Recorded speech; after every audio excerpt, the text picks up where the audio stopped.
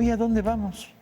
A ningún lado, porque el fenómeno de la guerra y de la literatura antibélica es un fenómeno universal.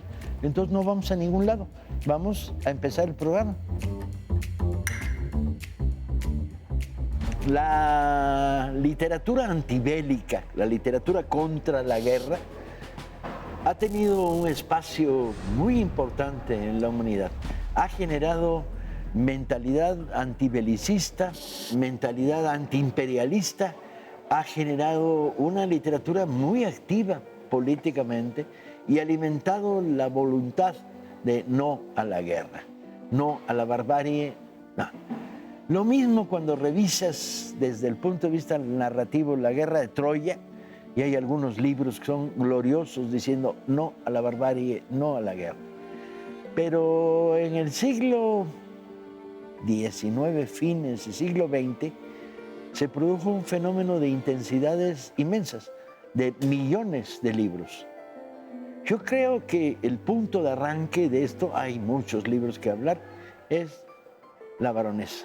Fíjense, compañeros, y todos ustedes que nos están acompañando, que no tenía yo esta referencia y creo que es muy importante revisar desde dónde también se miraba esta cuestión del tema antibélico. Y sí, tenemos justamente este personaje que tampoco podríamos hablar del Premio Nobel de la Paz porque ella está detrás de Alfred Nobel. Ella empujando, trabajando, sosteniendo un discurso. Ella nace en 1843 en Praga. ¿Cómo se llama? Porque yo solo recuerdo baronesa de... No, es la baronesa von Suttner. Baronesa ¿y de von nombre? Suttner. ¿Tiene un nombre? Berta.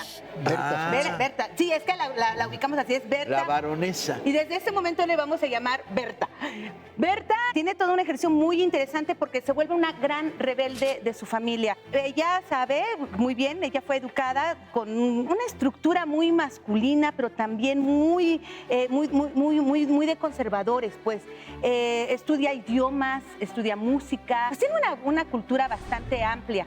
Es por esta razón que ella comienza a cuestionar y se da el permiso después de rebelarse en contra de su familia para poder ser independiente. ¿De qué manera? Siendo institutriz, siendo profesora y siendo secretaria particular de Alfred Nobel. Gracias a esto ella pues, se podía permitir seguir haciendo discursos, siendo activista y para 1889 se publica esta gran obra que se llama Bajen las armas, desde la perspectiva de una mujer que se casa en 2 ocasiones, muy enamorada, muy joven, pero que cuestiona esta cuestión. Los hombres se van a la guerra, las mujeres se quedan. Y es brutalmente. Son escenas horribles de matanzas, de pérdidas de hijos. Y esto es absurdo. El libro tiene un éxito instantáneo, ¿no? El libro se vende de muchas maneras y esto es lo que también empieza a cuestionar a las demás personas, ¿no? Porque el discurso es no a la guerra. Hay otras maneras en que podemos entablar cuestiones de paz. ¿Sabes también que otra cosa de la que habla es estos discursos de glorificación a los soldados que se van a la guerra? Ahora sí que este lavado de coco y esta glorificación falsa. Y sin embargo los horrores de la guerra no son así. Los jóvenes mueren, las madres pierden, se pierde el tiempo. Este libro tiene un gran éxito, se vende, posteriormente también hace un periódico que pues, hace muchos años, tiene muchos años en los que ella puede dirigir este periódico también, Bajen las armas. Se hace una película, por ahí yo no pude encontrar la película, si ustedes encuentran la película va a ser buenísimo. Unas imágenes también bastante crudas, bastante importantes, en donde también vamos a poder ver proyectadas muchas imágenes de la novela. La novela es un chonchote, en primera persona, tipo ensayo también. Sí, la guerra franco-prusiana. Exacto. O sea, estás hablando del fin del 19. Todavía no se produce el fenómeno terrible de la Primera Guerra Mundial. No. Desgraciadamente, la baronesa muere 2 años antes de la Primera Guerra Mundial. Afortunadamente. Afortunadamente, porque hubiera sido un golpe terrible, pero el ejercicio y el trabajo que ella tiene son importantes. Un discurso antibélico. 2, el premio Nobel por la paz, que hay que recordar que es la primera mujer que recibe este premio. 2 años antes lo recibe Marie Curie por ciencia. Y bueno, deja ahí todo un camino para que se pueda seguir pensando sobre este tema, donde, bueno, vendrán, ya platicaremos, otros muchos autores que tocarán el tema, pero ¿saben? Nada como haberlo vivido. Y esto me recuerda un poco a Los hombres de Pánfilo, Sí. que cuando el periodista pregunta, bueno, ¿y qué es con la guerra? Y el otro le dice, ¿usted lo vivió? ¿De qué va a hablar usted si no vivió la guerra, si usted no ha sentido el miedo? ¿Usted ha sentido miedo, en realidad? Behind us today stands not only Moscow and not only our vast homeland. Today, the whole world watches holding its breath.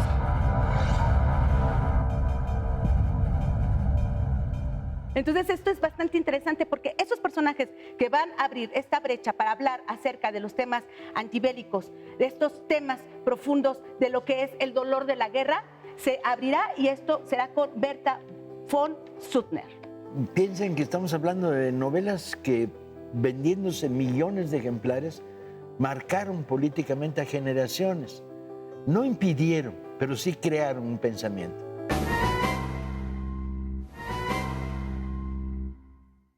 La matanza de la Primera Guerra Mundial va a estar desbordando todas las previsiones.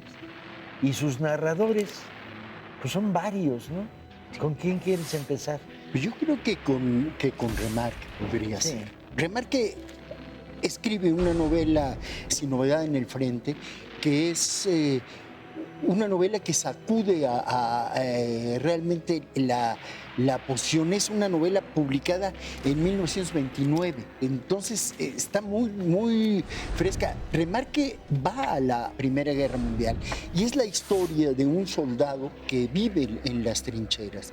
Hay escenas tremendas de Remarque ahí, por ejemplo, una plaga de ratas en las trincheras, los piojos, las liendres, pero al principio como este grupo de muchachos fascinados por sus maestros que se alistan como voluntarios a la guerra y van a la guerra pensando en otra cosa, y cuando empiezan a vivir la guerra empiezan a entender muchas cosas. El soldado Paul, cuando va a visitar a un compañero que está herido, que le tienen que amputar la pierna y que luego muere, empieza a ver otra situación de la guerra. Y otra cosa muy interesante de lo de Remarque, plantea un regreso de unas 2 semanas de permiso del personaje de Paul, del soldado, a su casa. Su madre está muriendo de cáncer y su padre le está pidiendo que le narre las historias de las batallas, y él dice exactamente lo que decía Norma, es decir, de repente se da cuenta que quien no ha vivido la guerra no entiende de qué está hablando, de qué es lo que está pasando. Te freno porque Remarque es una puñalada en el 29. El libro Así se es. vende por millares. Sí. Va a dar vida a 3 versiones, a cual más interesante. La tercera está ahora en estos meses rodando en Netflix.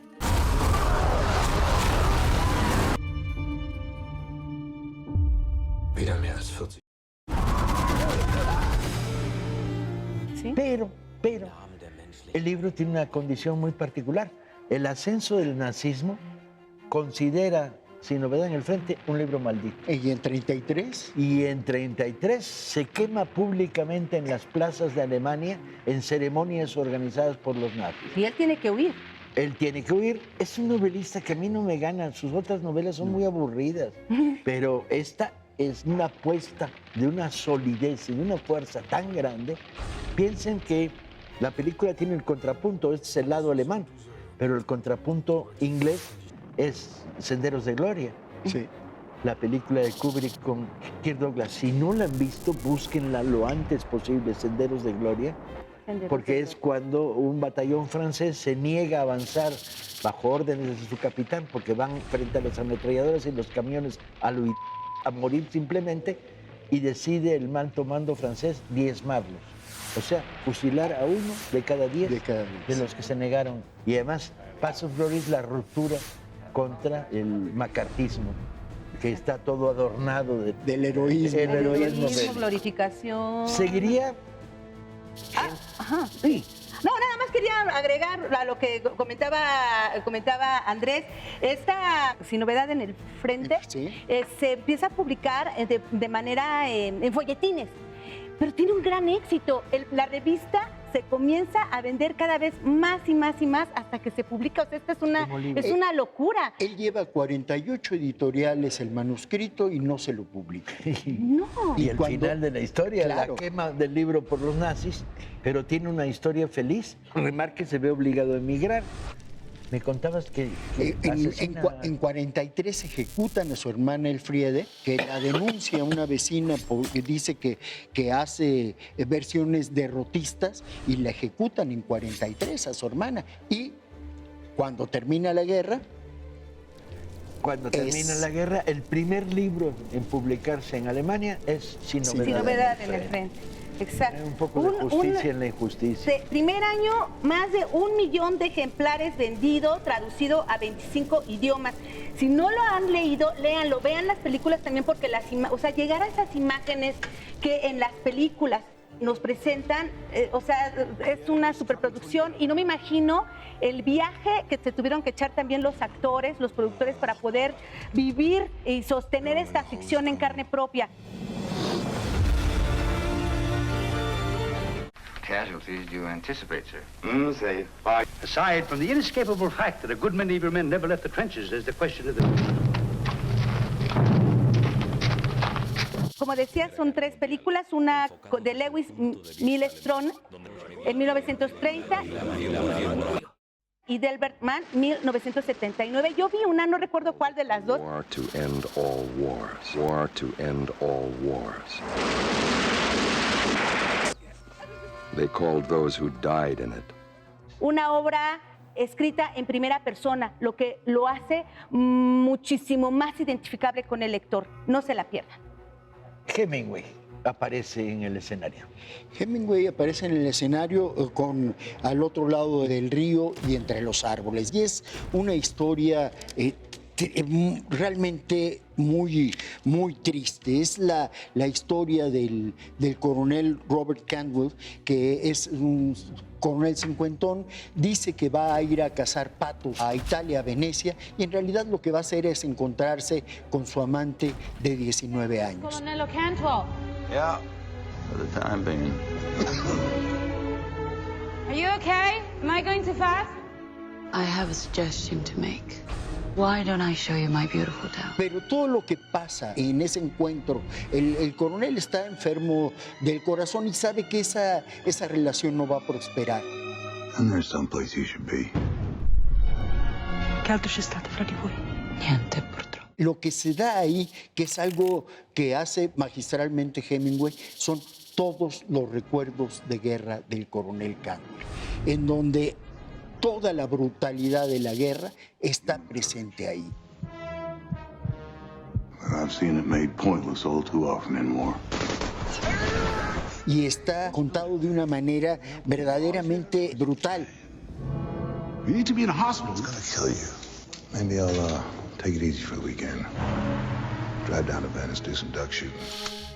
Tennessee Williams dice que es la historia más triste en la ciudad más triste, pero que es la mejor, según Tennessee Williams, la mejor obra de Hemingway. Dice, ahí es donde está un Hemingway que entra en el corazón de la humanidad. Además, el contrapunto entre la guerra y el amor funciona muy bien.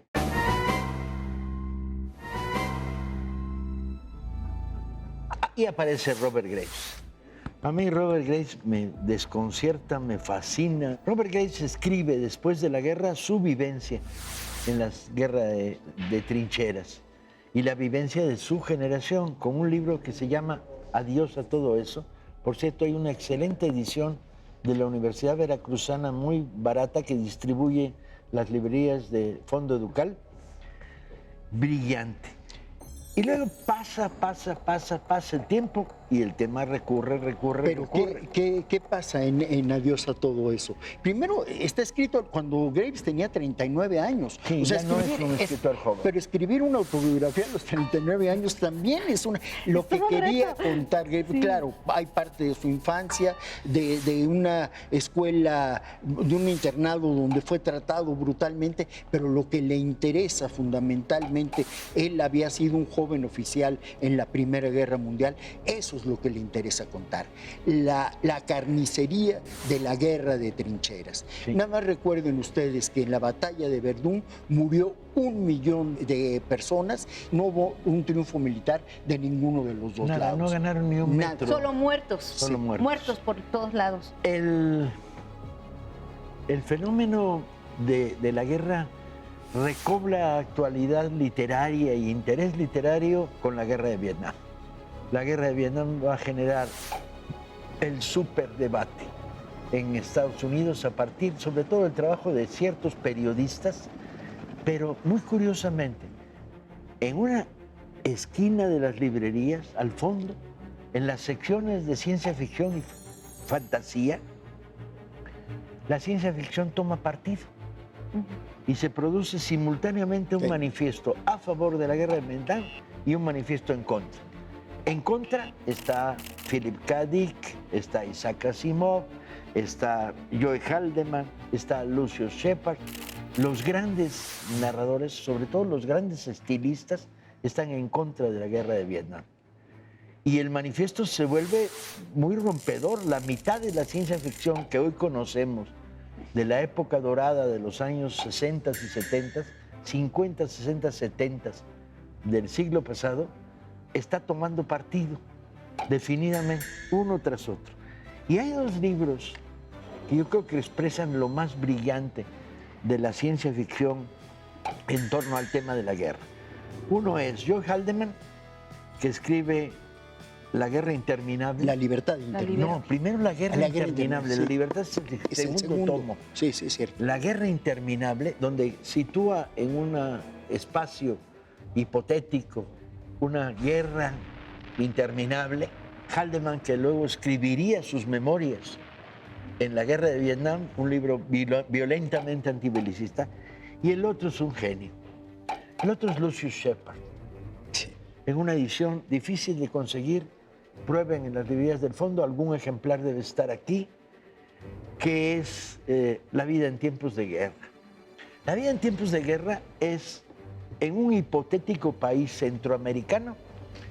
Los Marines norteamericanos están interviniendo, enfrentándose a una guerrilla de origen maya místico, porque no hay otra manera de explicar. Sí, la magia está metida. La magia de un lado, en donde la guerrilla apela a los ritos ancestrales, etc. Y Shepard fue corresponsal en la guerra de El Salvador. Exactamente. Y del otro lado que están los drogoguerreros robóticos de los Marines, que tienen enchufados 27 conexiones para inyectarse drogas de todo tipo, psicodélicas, etcétera, para poder enfrentar la versión de la magia de la guerrilla.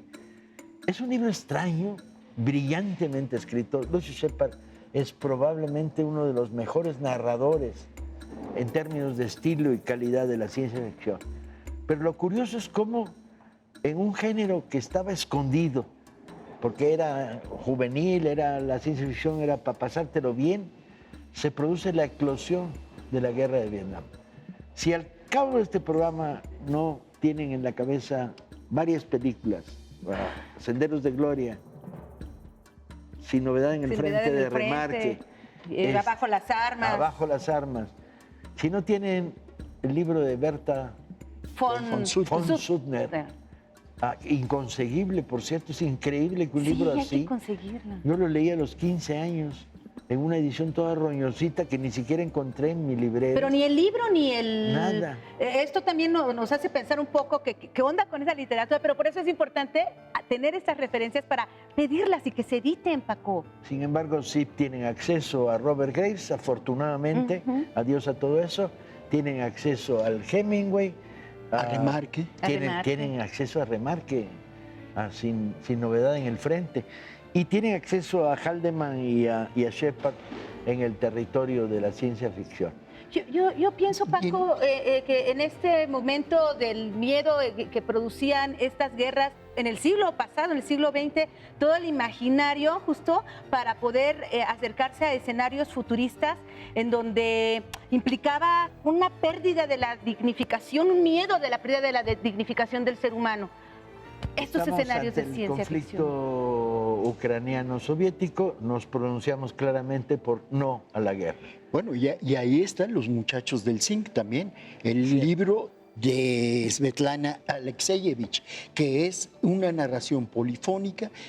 ¿Por qué dice los muchachos del zinc? Porque en Afganistán los soviéticos perdieron 500,000 de combatientes y regresaban en ataúdes de zinc.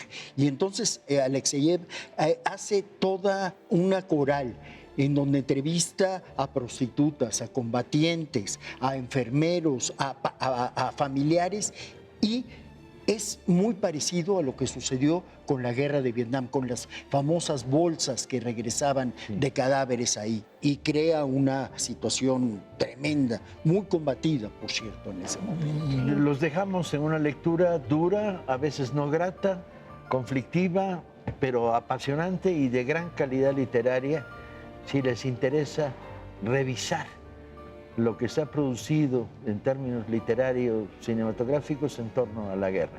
Hasta la semana que viene en otro programa. ¡Ay, hasta pronto! Buen día.